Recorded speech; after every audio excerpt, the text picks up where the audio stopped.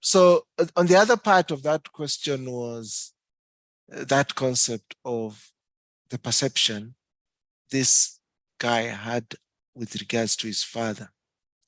And if you can take note, he said that the father and mother still live together.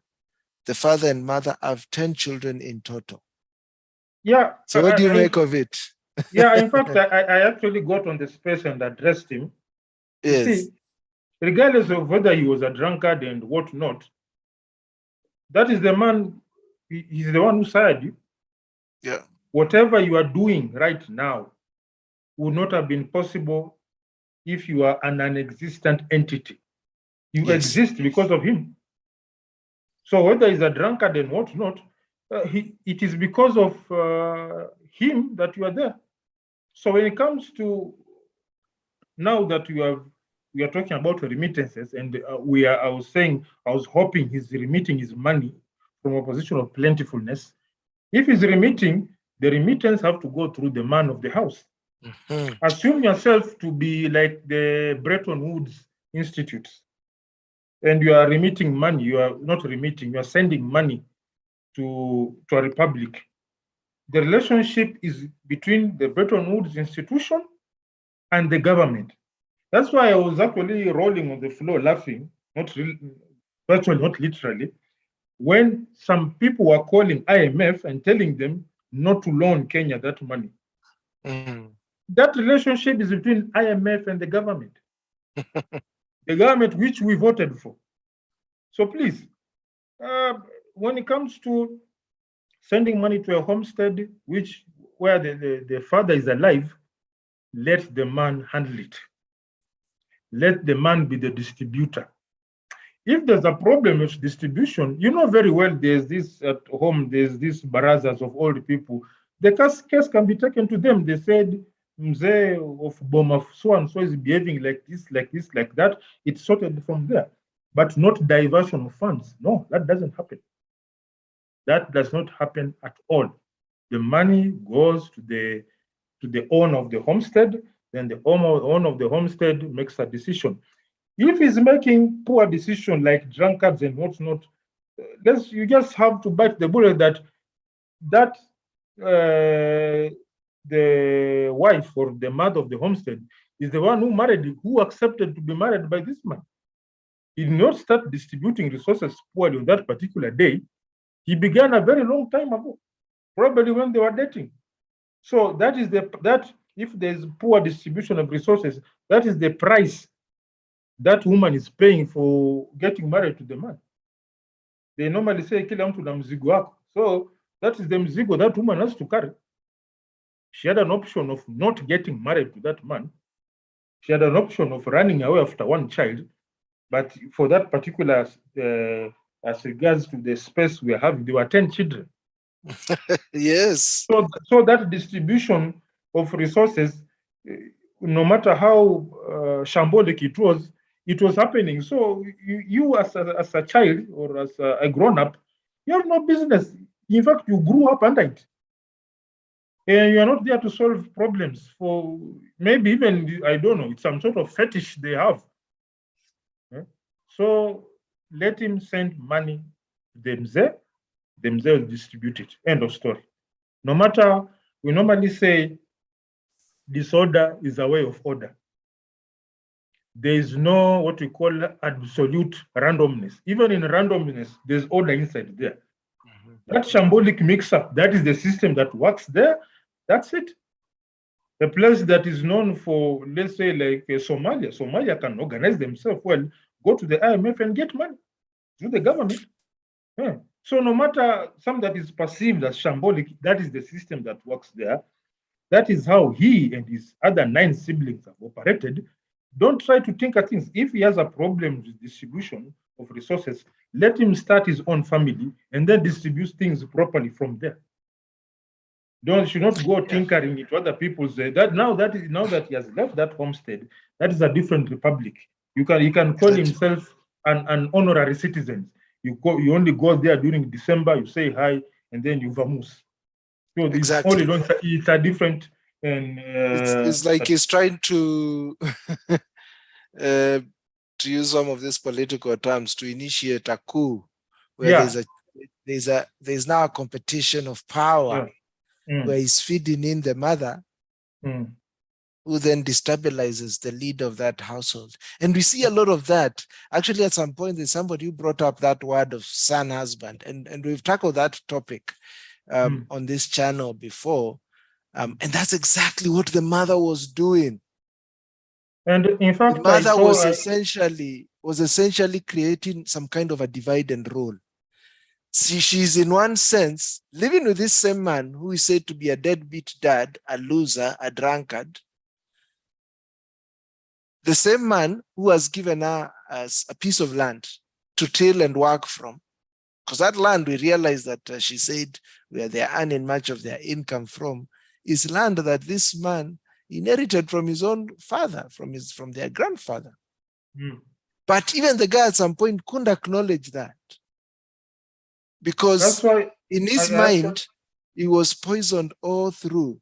And you see, this theme seems to run along. I don't know if you've seen it also, even in sort of households that have been raised by single mothers, where the mother talks very ill of the father. He will say he was a deadbeat dad, someone who was not useful. And this is not to say that there are not some that are like that. There are some that are like that. But in many cases, we've realized that it is the woman to ensure that she can almost continue earning from both ends. And even if she's not earning from all the ends, is to ensure that he's sustaining this channel of survival. Because we know one thing that women operate on is survival, and it's their survival.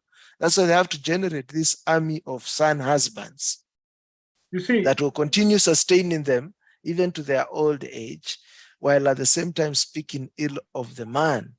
Even the wife, if she was taking this money in good faith, would have even pointed the guy, channel the money to your father. But the guy now developed a strained relationship with the father because of how the wife and the mother has poisoned his mind. And there's a lot of this. And that's why we also always encourage men, even in those situations where you have quite a bit of this strained relationship with your father, approach him, try and learn the truth. Engage him, not based on what you've been taught by the mother, but what you learn straight from the horse's mouth, and that's him. You see, I normally, in fact, at that particular space, I actually went ahead and had to some extent become like a prophet of doom. I told him, continue in that trajectory, get old, and see how your son turns on you. Because there's some bit of karma in life. Continue that trajectory, continue handling your dad like a piece of garbage. Get married, have a kid. When you're at your 70s, then you tell us how your child is treating you. I found his behavior to be quite unmanly, because I assure you, no matter what, no matter whether the dad is as deadbeat as what, there are things that an old man can tell you that an old woman cannot. There are things, you may listen to very sensible sounding stuff, volumes upon volumes from your mother, but your dad can give you one statement and it turns out to be a lifesaver, a complete lifesaver. So that relationship with your dad is very, very important. Very important. And most times, old men, including my late departed old man, operate on what we call patience. Most of the time, they'll wait patiently for you to approach them. Fortunately for me, I had a very wonderful relationship with my departed dad, and I actually learned a lot from him. So this issue of a man, absorbing information from other quarters and then creating this very huge monster of his dad, who's basically a very harmless person. Because last time I checked, being deadbeat doesn't make you an evil person. That's what I know. At my current level of maturity, somebody who may be a legitimate deadbeat, but actually a very valuable person. He can tell you one thing and you say, this is what I've been waiting for my entire life. Mm. I've been absorbing a lot of garbage, but this guy has told me one thing, and this is the lifesaver. It is most probable that will come from a man. So I listened to the guy. I hope he changed his mentality. I really hope so, although I don't believe in hope, but I hope he changed, because for his own sake. Because I heard the way he was talking, only that I didn't want to create a lot of controversy. I actually was sensing feminine energy in him. I mean, that explains it, because, if you're that close to your mother and all this time you've been programmed to look down upon your dad, you've gathered a lot of feminine energy. And this now shows why, as men progress and as they go into teenage and adulthood, they need to cut off a lot of that feminine energy. They need to, sort of limit as much as possible their exposure to that. And then again, there are aspects of extremes. There are people who normally misinterpret this message into hatred. Exactly. Or, like, I have regular conversations with my mother, but I've created a situation where she knows that I'm my own man. Years ago, there was a lot of pushback between me and her over some issues. And I just made it clear, this is not happening.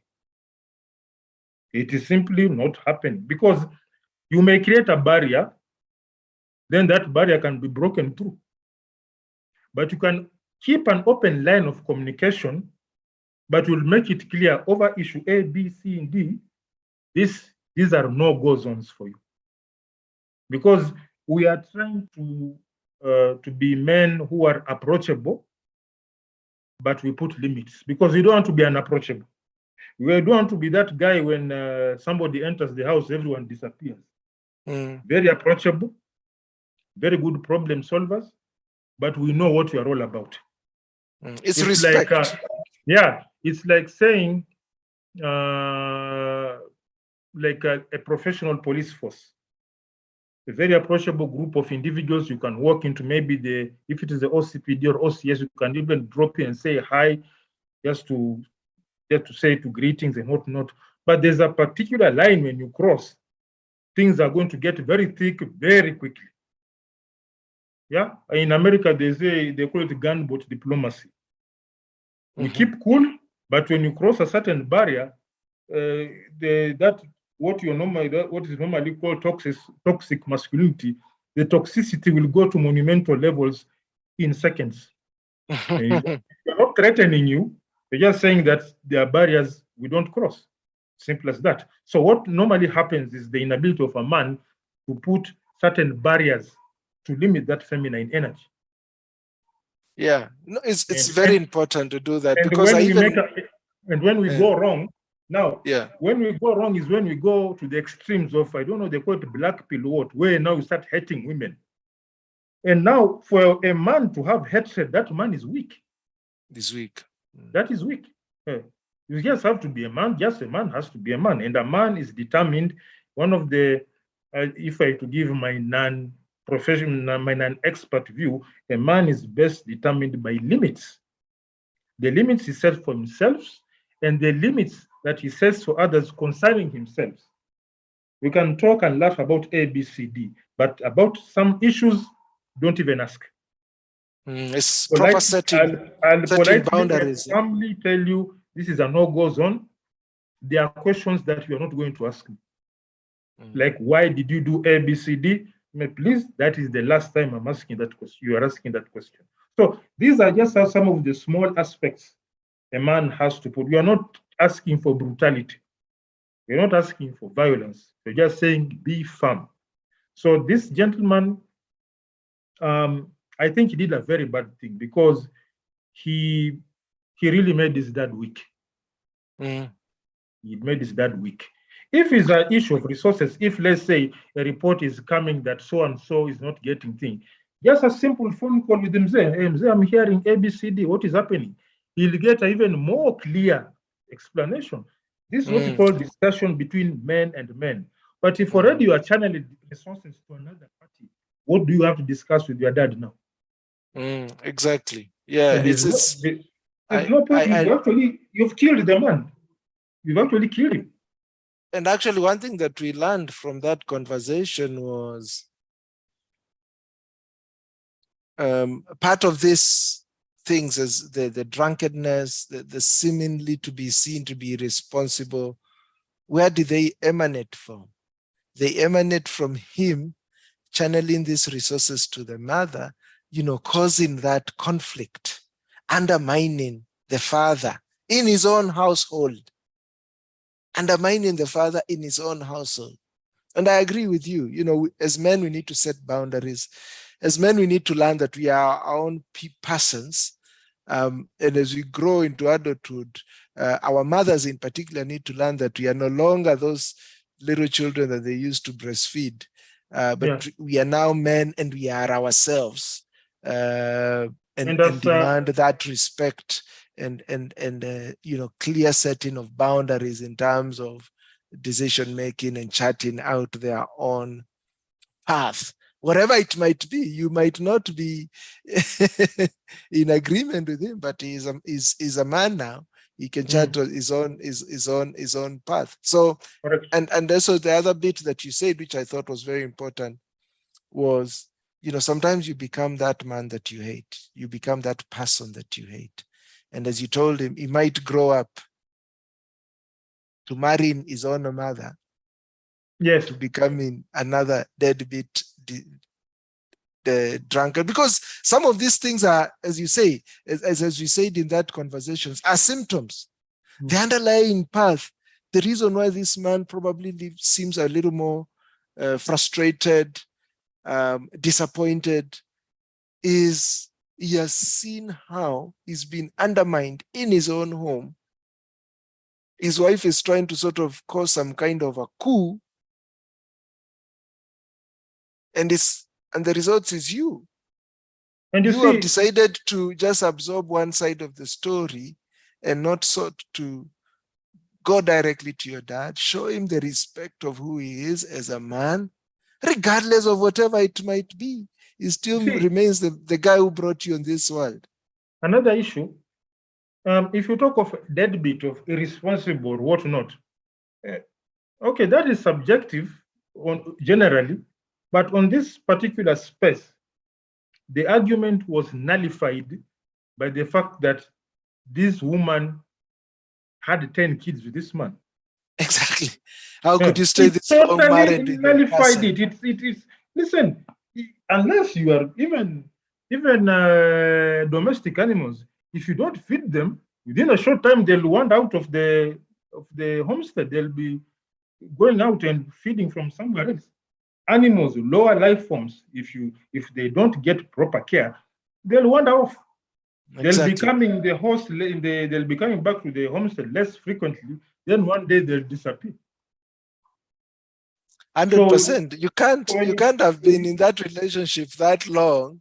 Yeah. If it was not, if it was that abusive, or if that man was irresponsible. This guy couldn't even acknowledge that his own education, he got it from his dad, regardless of how it might have seemed. And this guy took him through school.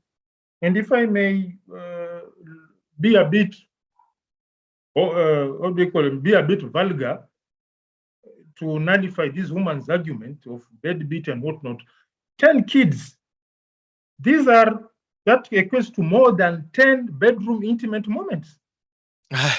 Exactly. Yeah. So that is an absolute nullification of whatever this argument is. If you had 10 children, that means you had more than 10 moments in bed with this individual. Number 1, 2, 3, 4, 5. But by the time you are coming to the second session, you would have known, there's something wrong. Let me jump out. Exactly. So that is, I don't agree with that. And one thing you can be sure about is women don't betray their survival prospects. Yeah. Where they feel they are threatened, regardless. He was trying to make it sound as though, it's a traditional African culture, whatever. No. This woman would have jumped ship and found either another man or another way to survive. Hypergamy could have taken over. Oh, yes. And they never betray that.